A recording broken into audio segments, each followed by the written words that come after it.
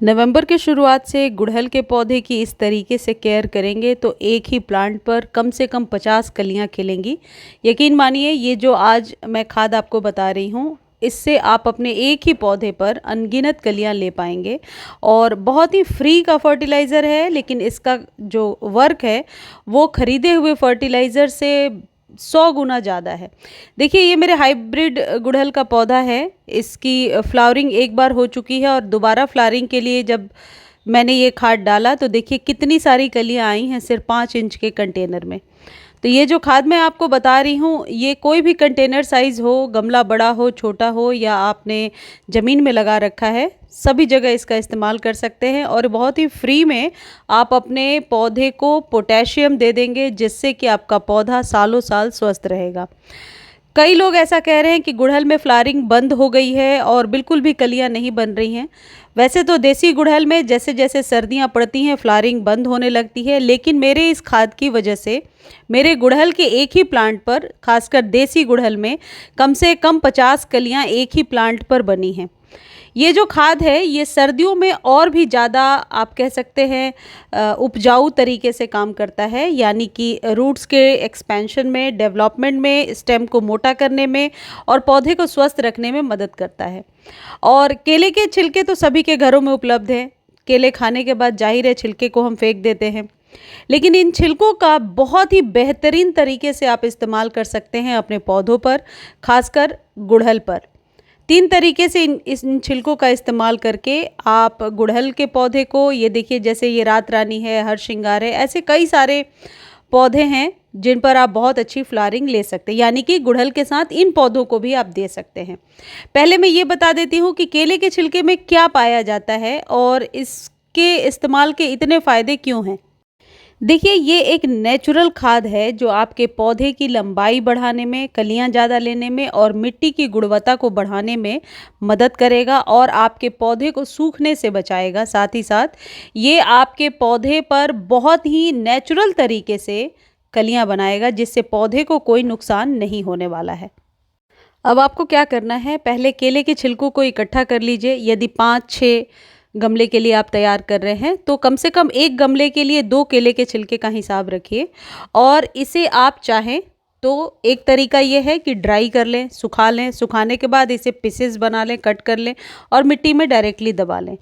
बहुत ज़्यादा ड्राई करके आप इसको ग्राइंड करके पाउडर बना सकते हैं, पाउडर को स्टोर करके भी रख सकते हैं।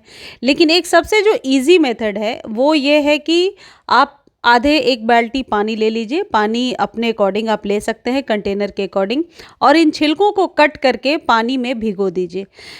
3-4 घंटे भी जब आप भिगो देंगे तो आप देखेंगे कि इसकी जो छिलके जो हैं वो टेंडर हो रहे हैं, सॉफ्ट हो रहे हैं, यानी इनका अर्क जो है पानी में मिल रहा है।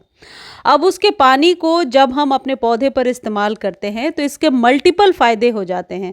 एक तो कलियां बहुत सारी बनती हैं, स्टेम भी मोटी हो जाती है और पौधा लश ग्रीन नज़र आता है।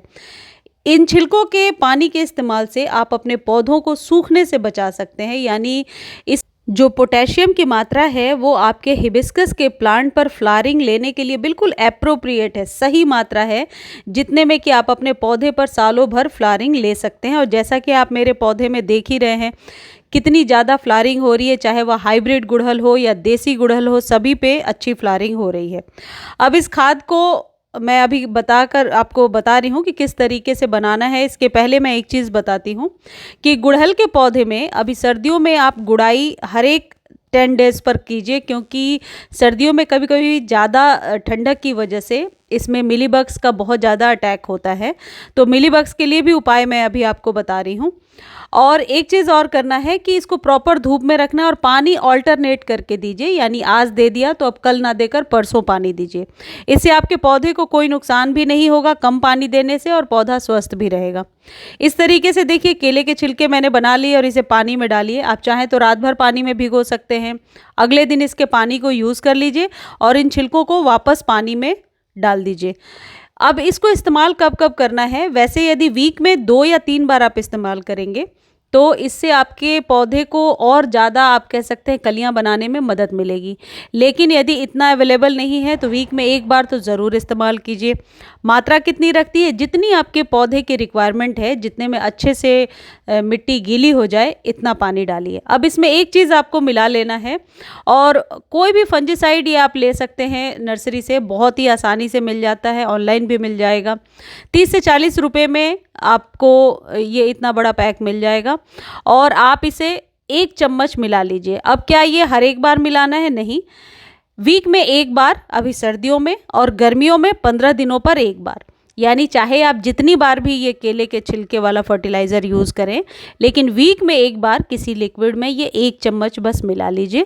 और यदि आप गर्मियों में दे रहे हैं तो 15 दिनों पर एक बार देंगे, क्योंकि गर्मियों में धूप ज़्यादा होने से इस जगह पे और भी घरेलू फंजीसाइड का हम इस्तेमाल कर सकते हैं। लेकिन सर्दियों में होममेड फंजीसाइड कई बार ड्राई नहीं होता, इस वजह से भी पौधा जो है सूखने लगता है।